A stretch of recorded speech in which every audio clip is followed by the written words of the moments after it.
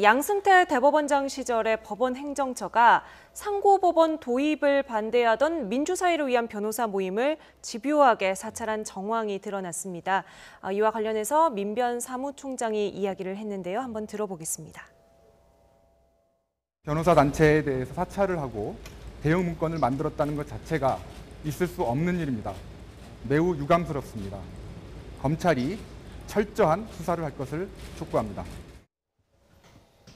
네, 민변을 사찰하고 대응 문건을 만들었다고 하는데 문건 속에 어떤 내용이 담겼는지 구체적으로 보도록 하겠습니다.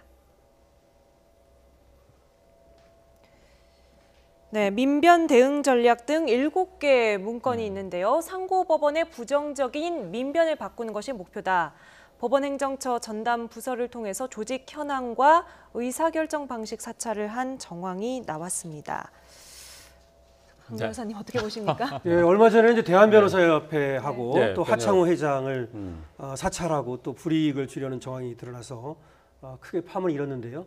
저 민변 문건도 사실은 저번에 특조단에서 발표했던 그 문건 중에 하나입니다. 이번에 이제 민변이 들어가서 조사를 받은 것이죠. 참고 조사를 받았는데요. 민변 이제 사무총장하고 사무차장이 어제 들어갔었습니다.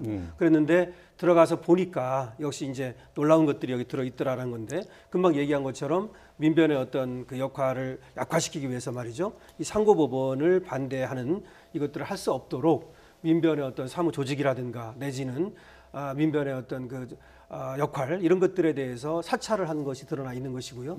그다음에 그것뿐만 아니라 7명의 이름이 거기에 들어 있었습니다. 이름이 있고 그 옆에 블랙리스트라고 이렇게 명기가 돼 있었거든요. 그러니까 이름도 적시하고 블랙리스트라고 써놔가지고 불이익을 주려는 정황이 드러나 있었고 또 나아가서는 이것을 널리 퍼뜨려야 한다 이런 말까지 있었습니다. 그래서 결과적으로는 민변에 대해서 강원 전략을 쓰면서 민변이 상고법원에 대해서 좀 돌아서도록 그리고 의사결정 구조라든지 방식 이런 것들을 좀 파악해서 사실은 민변의 그 의사결정 구조가 대의원회를 통해서 의사결정을 하거든요. 그럼 이 대의원회에다가 영향을 끼쳐가지고 지금 이 반대하는 것을 찬성으로 돌릴 수 있도록 그렇게 한번 해보자 이런 얘기죠. 그러기 위해서 뭘 했냐면 국회의원들을 동원하려고 한 정황이 있습니다.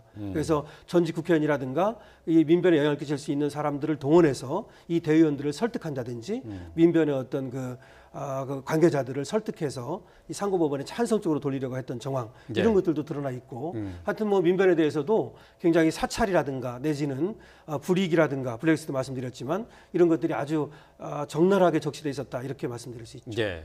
자, 이제 검찰이 조사하고 있는 것은 대법원의 재판 거래 의혹에 대한 것입니다.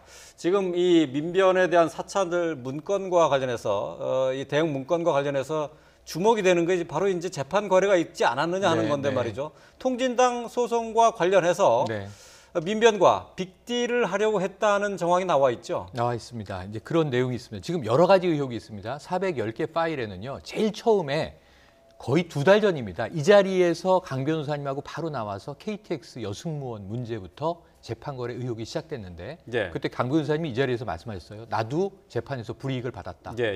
강한 의혹이 있다. 이 말씀을 하셨는데 지금 줄줄이 나오다가 지금 이제 정치적인 사안으로 보면 당시 통합진보당 해산이 되는데 이 해산은 헌법재판소에서 내린 결론이에요. 그러니까 사법부와는 직접 관련은 없는데 뭐가 있었냐면 이제 이석기 의원에 대한 내란 음모 혐의 재판이라든가 그러니까 이 두 가지는 밀접한 관계가 있습니다. 헌재는 이석기 의원의 혐의에 유무죄와는 상관없이 독자적으로 당시 황교안 법무장관과 이제 공방을 벌였는데 결국은 결론으로 보면은 이석기 의원도 9년형을 받고 지금 구속 상태에 수감돼 있는 거고요.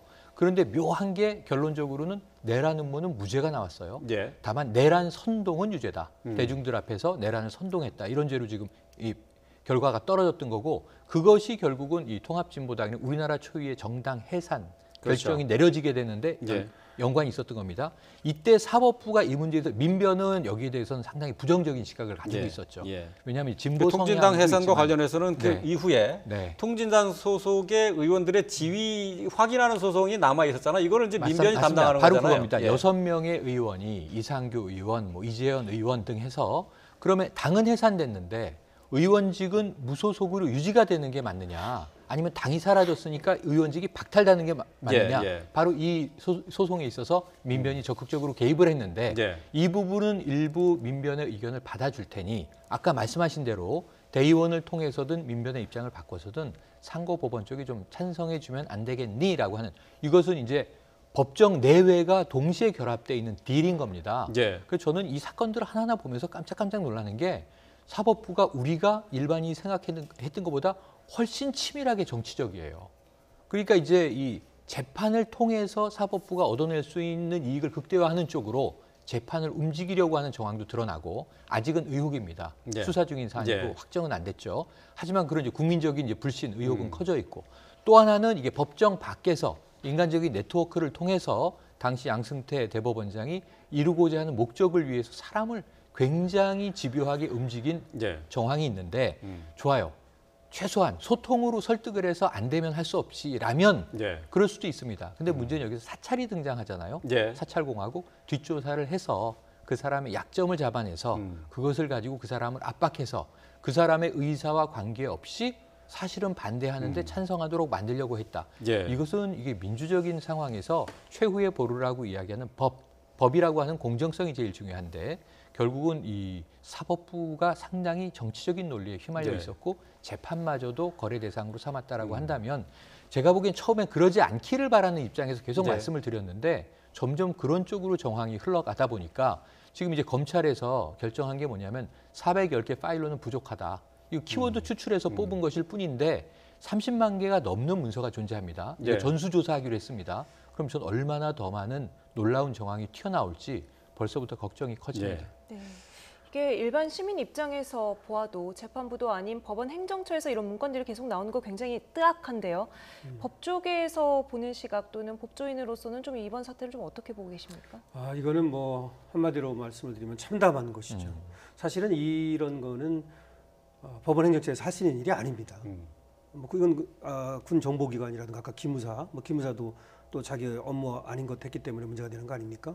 뭐 국정원 같은데 대공 업무 뭐 이런 거 하듯이 지금 이와 같이 어떤 조직적으로 민간에 개입하고 사찰하고 그리고 또 방향을 바꾸고 이렇게 하려고 했다는 것인데, 상고법원이라고 하는 것이 그렇게까지 말이죠 무리해가지고 도입해야만 하는 것인가? 예. 그것도 아니거든요. 예. 다시 말해서 국민의 생명이라든가 국가의 안보가 달린 사건도 아니고 이것은 얼마든지 자기들이 절차와 민주적 절차와 방법을 통해서 그러면은 공청회를 연다든지 내지는 국민을 설득한다든지 대화 면접을 설득한다든지 예. 민변이 반대하고 있으면 민변하고 같이 공청회를 열든지 민변을 찾아가서 설득을 한다든지 이런 방식으로, 즉 다시 말하면 대법원이라고 하는 곳에서 민주적인 절차 방법을 완전히 무시한 것이죠. 그렇기 근데 때문에 지금 그 저 점에서 문건에 나와 있는 내용 중에 조금 그 설명이 좀 필요한 부분이 있을 것 같아요. 보면은 민변에서 이제 상고법원에 대해서 위헌이라는 의견을 나타낸 변호사를 회유하려고 했었단 말이죠. 근데 이 상고법원이 위헌이었느냐 아니었느냐 이것부터 좀 설명을 해야 될 것 같아요. 네, 그 이재화 변호사한테 어떤 법원의 부장판사가 전화를 해서 거기 이제 그 공청회가 있었거든요. 이런 데 나가가지고서 상고법원이 우연이라는 말은 하지 말아달라 이런 얘기를 했다는 거 아닙니까? 그러면 대법원에서도 상고법원이 우연 여지가 있다는 것을 알고 있었던 것이죠. 그렇죠. 그리고 우연이라고 얘기하면 그것이 아픈 부분이 아니겠습니까? 그럼 왜 그런 것이냐를 설명을 드리면, 우리나라 헌법 101조 제2항에는 말이죠, 법원은 최고법원인 대법원과 각급 법원으로 조직된다. 라고 명시하고 있습니다. 그러니까 대법원이 최고법원이라고 하는 것을 분명히 얘기하고 있는 거죠. 그리고 대법원이 아닌 법원은 각급 법원입니다. 그것이 이제 지방법원, 고등법원 이렇게 있는 것이죠.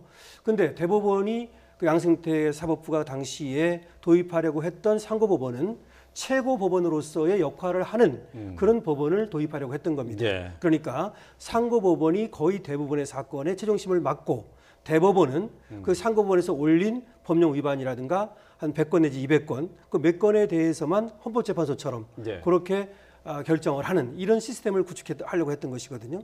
왜 그러냐면 지금 상고법원을 도입한다는 이유가 사건이 많아서 대법원에서 처리를 못하기 때문에 상고법원에서 거의 처리를 하고 그러고 중요한 사건만 대법원을 올리겠다는 거 아니겠습니까? 그렇다면 최고법원을 대법원으로 분명히 헌법에 명시하고 있죠. 그러면 대법원의 재판을 받을 권리를 그 헌법에서 보장하고 있는 것입니다. 그런데 상고법원에서 마지막 재판을 받게 되면 대법원의 재판을 받을 권리가 몰각되고 무시되는 것이죠. 그렇기 때문에 우연인 겁니다. 이건 이제 명백히 걸르는 우연인 것이죠. 과정 자체가 있어서는 안 되는 거다. 이거죠? 그렇죠. 예. 최고법원은 대법원이기 때문에 예. 마지막은 누구든지 대법원에서 재판을 받을 수 있는 권리가 있어야 되는 것이죠. 그런데 거기서 상고법원에서 재판을 받으라고 하고 끝낸다면 그것은 우연이 되는 것이죠. 예, 그렇군요. 예. 자, 예. 어쨌든 뭐 지금 민변을 통해서 상고법원을 도입하기 위해서 압박을 다양하게 펼쳤다는 것이 이제 드러난 상황인데요.